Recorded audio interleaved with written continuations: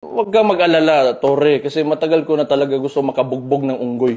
Kung gusto mo lang talaga ng suntukan, bakit kailangan mo pa ng charity? Why do you need kailangan mo pang gamitin yung nangyayari ngayon na baha dyan sa Metro Manila? If you're really serious about this, kung gusto mo yung charity na yan, and you've laid some conditions, then let me lay my own conditions for the event. Kung serious ka talaga, ha? These are my conditions. Pakiusapan mo yung amo mo na presidente and let it come out of his mouth that all elected officials should undergo a hair follicle drug test. Papalagan ko yung charity mo na yan. Wala problema. If it will answer